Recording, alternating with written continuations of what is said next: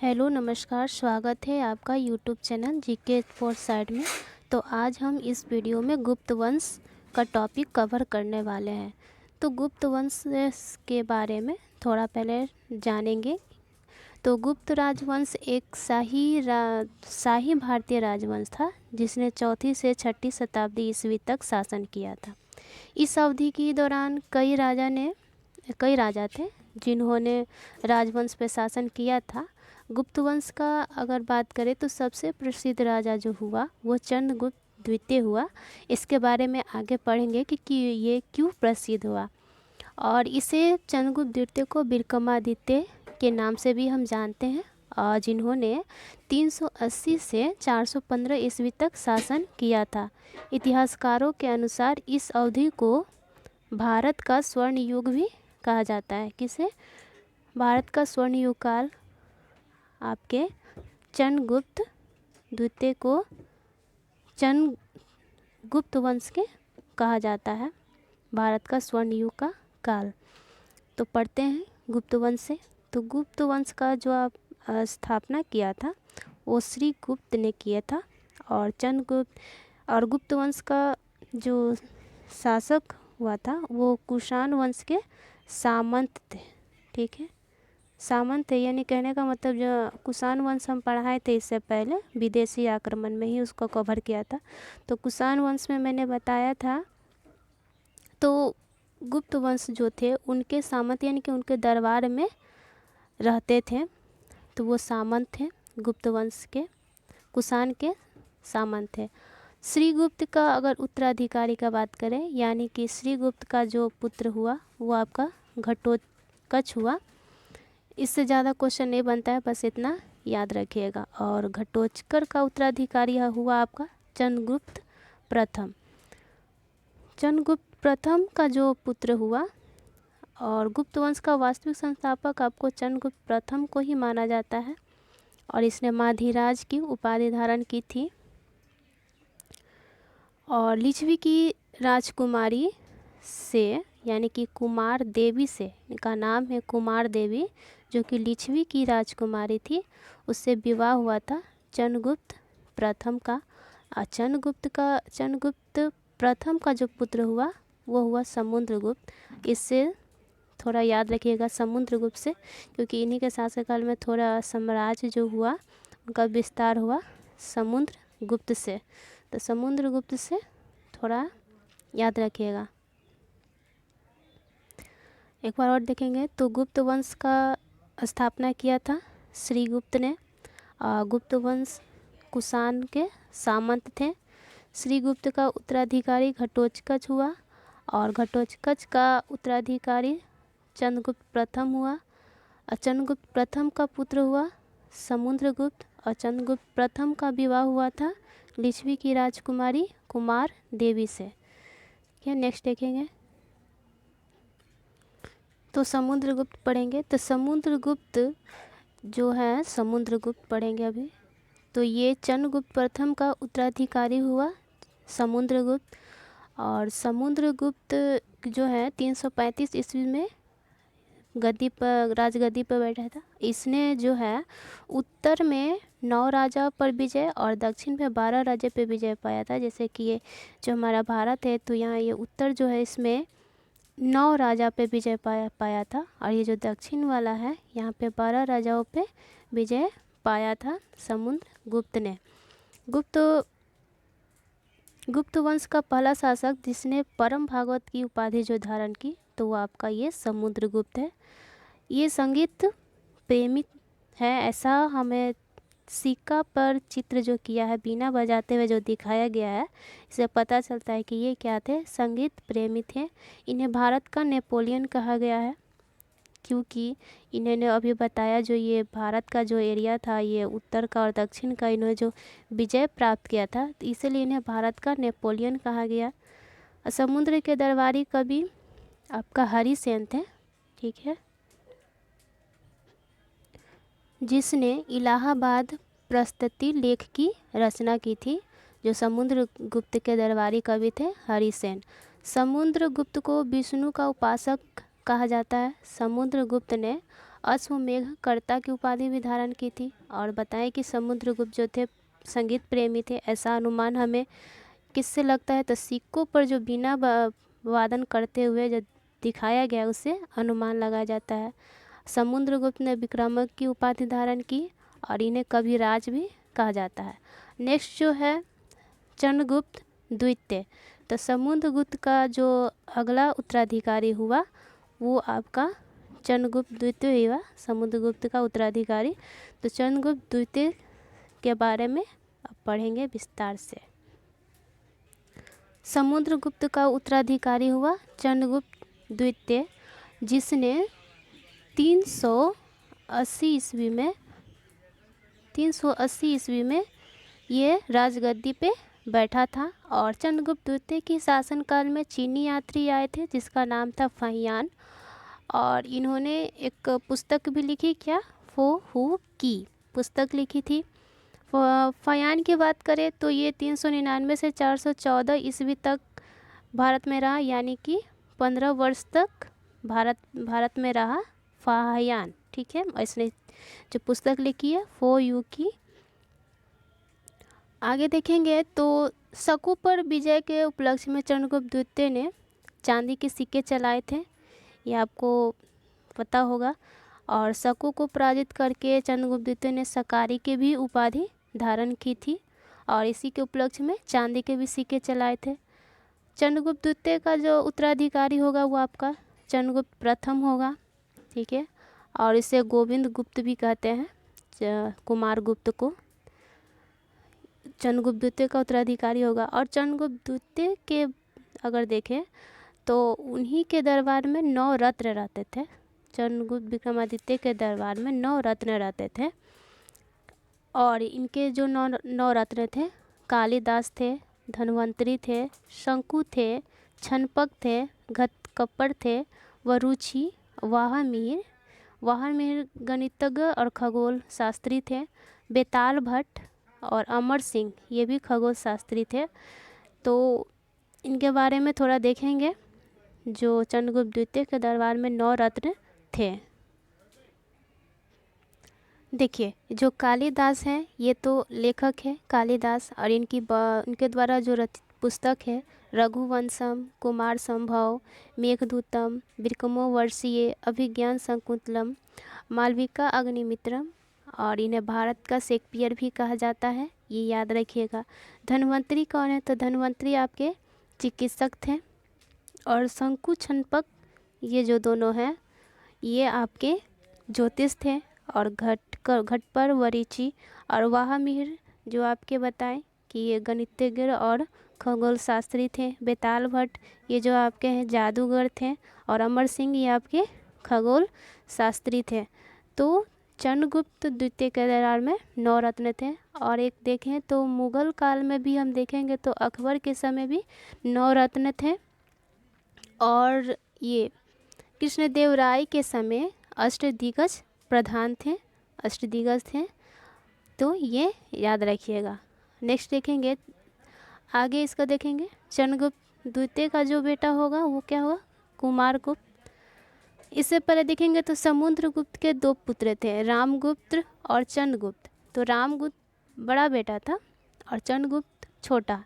तो चंद्रगुप्त ही उत्तराधिकारी क्यों बना? छोटा था तो फिर भी बनना तो चाहिए था रामगुप्त को। ठीक है, तो इसके पीछे एक थोड़ी सी कहानी है, उसको ऐड करेंगे। ठीक है, नेक्स्ट अभी देखेंगे। देखिए, अभी एक बार समझेंगे कि श्रीगुप्त का पुत्र हुआ घटोत्कच और घटोत्कच का पुत्र हुआ चंद्रगुप्त प्रथम।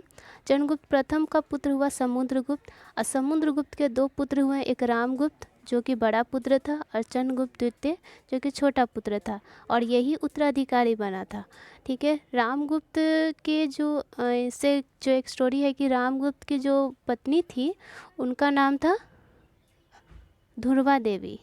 ठीक है, उनका नाम था ध्रुवा देवी। और एक शक शासक थे, उनका नाम था रुद्रदेव द्वितीय। तो ये आक्रमण किए थे, रामगुप्त के समय आक्रमण किए थे। और इनकी जो वाइफ थी ध्रुवा देवी रामगुप्त की, काफ़ी सुंदर थी। तो इसी को देख के बोले थे रुद्रदेव द्वितीय कि आप अपनी पत्नी को हमें सौंप दें, नहीं तो मैं आक्रमण करूँगा और जिसमें आपकी जान मतलब आपकी मृत्यु हो जाएगी। तो रामगुप्त ने सोचा कि जिंदगी रहेगी तो दूसरी भी शादी हो सकती है, क्योंकि वो राजा थे, तो इसीलिए वो ध्रुवा देवी को दे देते हैं, सौंप देते हैं रुद्रदेव द्वितीय को। ये बात पता चलती है जब चंद्रगुप्त द्वितीय को, तो उन्हें बहुत ही गुस्सा आता है और वो थी रामगुप्त मतलब कि रुद्रदेव द्वितीय के से बदला लेने के लिए एक योजना बनाते हैं और ध्रुवा देवी की जगह पे वो मतलब कि तैयार होकर उनके साथ चले जाते हैं और रुद्रदेव को मतलब कि हत्या कर देते हैं। और जिससे चंद्रगुप्त द्वितीय को अपने बड़े भाई पर बहुत गुस्सा आता है और रामगुप्त का भी वो मृत्यु कर देते हैं चंद्रगुप्त द्वितीय, और अपनी मतलब ध्रुवा देवी जो उनकी भाभी थी उनसे वो शादी कर लेते हैं और वो शासक बन जाते हैं। याद रखिएगा इतना स्टोरी। और कुमारगुप्त जो थे इनके द्वारा कुछ ज़्यादा कुछ नहीं, तो नालंदा विश्वविद्यालय का निर्माण करवाया गया था, ये याद रखिएगा। और इन्होंने महेंद्र गुप्त की उपाधि धारण की थी। ये 2 टॉपिक रामगुप्त से आता है, कुमारगुप्त से, इसको याद रखिएगा। नेक्स्ट देखेंगे कुमारगुप्त का उत्तराधिकारी कौन होगा? स्कंदगुप्त। तो स्कंदगुप्त के बारे में थोड़ा पढ़ेंगे। तो ये स्कंदगुप्त के बारे में पढ़ेंगे। तो स्कंदगुप्त जो है कुमारगुप्त प्रथम का उत्तराधिकारी है, ठीक है। इसका शासनकाल जो था 415 से 454 ईस्वी तक था। 415 से 454 ईस्वी तक था शासनकाल किसका? स्कंदगुप्त का। तो स्कंदगुप्त जो है इसी के समय हुनों का आक्रमण जो हुआ था। तो स्कंदगुप्त के समय ही हुनों का आक्रमण हुआ था। जानकारी हमें जूनागढ़ अभिलेख से मिलती है। हुनों का आक्रमण क्या हुआ था? विफल हो गया था। स्कंदगुप्त के समय हुन जो आक्रमण किए थे वो विफल हो गया था। गुजरात के सौराष्ट्र प्रांत में सुदर्शन झील का पुनः निर्माण जो करवाया था स्कंदगुप्त ने करवाया था। स्कंदगुप्त का उत्तराधिकारी होगा आपका भानुगुप्त। तो भानुगुप्त पढ़ेंगे। तो भानुगुप्त का हमें जो एरन अभिलेख है सती प्रथा की जानकारी मिलती है भानुगुप्त के समय। और गुप्त वंश का अंतिम शासक हुआ आपका विष्णुगुप्त, जिसे कुमारगुप्त द्वितीय भी कहते हैं। और आंशिक प्रमाण जो सती प्रथा का मिला है वो हमें सिंधु घाटी की सभ्यता में लोथल से मिलती है। एक साथ 2 शव की मिली है कंकाल। इससे पता चलता है कि सती प्रथा वहाँ पे हुआ होगा, सती हुआ होगा, ठीक है, याद रखिएगा। और भानुगुप्त के समय एरन अभिलेख से सती प्रथा की जानकारी मिलती है। नेक्स्ट देखेंगे गुप्तकालीन प्रशासनिक व्यवस्था कैसी थी वो पढ़ेंगे। तो गुप्तकालीन जो साम्राज्य की सबसे बड़ी प्रादेशिक इकाई देखेंगे तो वो आपकी देश थी, जिसके शासक को क्या कहते थे? गोपन्ना कहते थे। गोपन्ना, जिसके शासक को गोपन्ना कहते थे। एक दूसरी प्रादेशिक इकाई थी भुक्ति, जिसे कि हम लोग प्रांत कहते थे, और इसके प्रधान को भुक्तिपति कहते थे। जिला को हम विषय कहते थे और इसके प्रधान को विषयपति कहते थे। और सबसे छोटी इकाई जो थी गुप्तकालीन प्रशासनिक की वो थी आपके ग्राम, और इसकी सबसे छोटी इकाई थी ग्राम, और इसके प्रधान को कहते थे ग्रामिक। और साधारण जो पुलिसकर्मी थी उसे हम लोग कहते थे चाट भात कहते थे।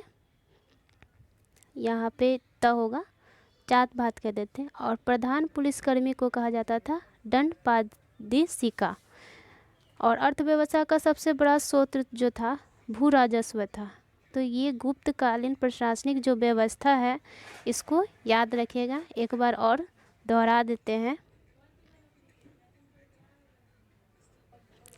तो गुप्त काल में साम्राज्य के सबसे बड़ी प्रादेशिक इकाई को हम लोग क्या कहते थे? देश कहते थे, और जिसके शासक को गोपन्ना कहते थे। उसके बाद आपके प्रांत जिसे भुक्ति कहते हैं, इसके शासक को कहते थे भुक्तिपति। उसके बाद जिला था जिसे विषय कहते थे और इसे कहते थे विषयपति, और ग्राम को ग्रामी कहते थे, और ये सबसे छोटी इकाई थी, याद रखिएगा। और साधारण पुलिसकर्मी को चाट बात कहते थे और प्रधान पुलिसकर्मी को दंडपाशिका कहते थे। अर्थव्यवस्था की सबसे बड़ा स्रोत है वो आपका भू राजस्व है। और देखें तो गुप्त काल में अजंता की गुफा ने के द्वारा बनवाया गया था गुप्त काल में, जिनमें कुल 29 गुफाओं में अभी देखें तो वर्तमान में कितना है, 6 बच गए हैं, 6 शेष हैं। और जिसमें गुफा संख्या 16 और जो 17 है वो आपके गुप्तकालीन है। और इसमें गुफा संख्या 16 में देखें तो क्या है, तो 16 में देखें तो उत्कीर्ण मरणासन राजकुमारी का चित्र प्रशंसनीय है। और 17 की बात करें तो चित्रशाला कहा गया है इसे। गुफा संख्या 17 को चित्रों को चित्रशाला कहा गया है। और इसी चित्रशाला में बुद्ध के जन्म, जीवन, महाविनिष्क्रमण एवं महापरिनिर्वाण की घटनाओं से संबंधित चित्र उद्धृत किए गए। हम जानते हैं कि अजंता की गुफा बौद्ध धर्म से संबंधित है, और इसे गुफा संख्या जो 17 है इसी में बुद्ध के जन्म, जीवन, महाविनिष्क्रमण, महापरिनिर्वाण के बारे में उद्धृत किया गया है। और अजंता की गुफा जो है बौद्धयान की महायान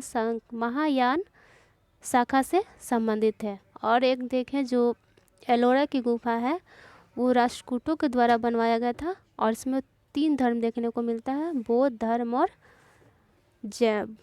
बौद्ध मिला है, जैन मिला है और हिंदू मिला है। 3 धर्म मिला है आपको एलोरा की गुफा से, और अजंता की गुफा से सिर्फ बौद्ध धर्म, और जिसमें ये 17वां जो है उसमें मिला है, तो याद रखिएगा। नेक्स्ट देखेंगे आपका,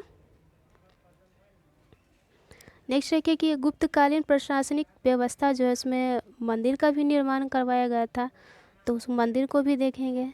तो मंदिर में अगर देखें, मंदिर की निर्माण गुप्त काल को ही कहा जाता है क्योंकि इसे स्वर्ण युग भी कहा जाता है। तिगवा का जो विष्णु मंदिर है ये जबलपुर मध्य प्रदेश में है। अब भुमरा का शिव मंदिर देखें, ये एमपी, ये भी मध्य प्रदेश में है। खो का शिव मंदिर भी एमपी में है। नायना का पार्वती मंदिर ये भी आपका एमपी में है। और देवगढ़ का दशावतार मंदिर, देवगढ़ का जो दशावतार मंदिर है ये आपका यूपी में है। और भीतरगांव का लक्ष्मण मंदिर ये भी आपके यूपी में है। और लक्ष्मण जो मंदिर है ये ईंटों के द्वारा निर्मित है और ये कानपुर में है ये। और ये जो मंदिर बना है नागर शैली में बना है। हम जानते हैं कि उत्तर भारत का जो मंदिर है वो नागर शैली में निर्मित है, और दक्षिण भारत की मंदिर की बात करें तो द्रविड़ शैली में, और जो मध्य का है वो बैसर शैली में। तो इतना याद रखिएगा एक बार। और इसे मध्यकालीन जो गुप्तकालीन प्रशासनिक जो व्यवस्था है उसमें मंदिर जो है जो बनवाया गया है गुप्त कालों के द्वारा उन्हें फिर से देखेंगे। तो जो है मंदिर का निर्माण गुप्त काल का देन है। तिगवा का जो विष्णु मंदिर है वो आपके जबलपुर में है। भुमरा का शिव मंदिर ये आपका मध्य प्रदेश में है। खो का मंदिर, खोंग शिव मंदिर ये भी आपका मध्य प्रदेश में है। नैना का पार्वती मंदिर ये भी आपका मध्य प्रदेश में है। देवगढ़ का दशावतार मंदिर ये आपके उत्तर प्रदेश में है। और भीतरगांव का लक्ष्मण मंदिर ये आपके उत्तर प्रदेश में है, जो कि नागर शैली में निर्मित है। कौन? ये दोनों, देवगढ़ का दशावतार मंदिर और लक्ष्मण का मंदिर, ये दोनों आपके नागर शैली में निर्मित है, इसे याद रखिएगा। और अगर देखें तो गुप्त काल में विष्णु शर्मा द्वारा जो लिखित पंचतंत्र है वो आपके संस्कृत में है, जो कि संसार का सर्वाधिक प्रचलित ग्रंथ है। और इसके बाद आपके बाइबल जो है दूसरा स्थान पे आता है। यहाँ पे लिख देते हैं कि संस्कृत में जो लिखा पंचतंत्र वो विष्णु शर्मा के द्वारा लिखा गया है, जो कि गुप्त काल में लिखा गया था, और ये सर्वाधिक प्रचलित आपका ग्रंथ है। उसके बाद आपका दूसरे नंबर पे आता है आपका बाइबल। दूसरे नंबर पे आपका बाइबल आता है। और इसे जो 5 भागों में बांटा गया है, मित्रभेद, मित्रलाभ, संधि विग्रह, लभ प्रणांश और अपरिच्छाकृत तत्व। ठीक है, तो ये याद रखिएगा कि पहला जो प्रसिद्ध ग्रंथ है वो विष्णु शर्मा द्वारा रचित पंचतंत्र है, जो कि संस्कृत में है। और दूसरा आपका स्थान पे बाइबल आता है, ये आपको याद रखना है। गुप्त काल की राजकीय भाषा कैसी थी? तो गुप्त काल की अगर राजकीय भाषा की बात की जाए तो राजकीय भाषा की बात करें तो वो आपकी प्राकृत भाषा थी। ठीक है, गुप्त काल में जो राजकीय भाषा यानी कि ऑफिशियल लैंग्वेज जो थी प्राकृत थी। और जैन धर्म में भी देखें तो क्या था आपका प्राकृत ही था। और देखेंगे तो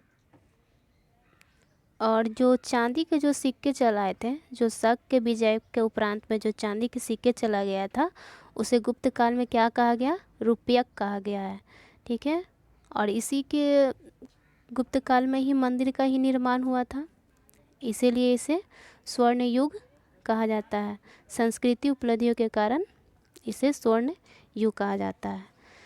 तो चलिए नेक्स्ट वीडियो में हम देखेंगे पुष्यभूति वंश, और बहुत जल्दी ही मध्यकालीन भारत शुरू करेंगे, प्राचीन भारत को ख़त्म करके। तो वीडियो में बने रहिएगा और चैनल को सब्सक्राइब कर लीजिएगा हिस्ट्री चैप्टर वाइज पढ़ने के लिए। मिलते हैं नेक्स्ट वीडियो में, और अच्छा लगे तो लाइक कर दीजिएगा। जय हिंद।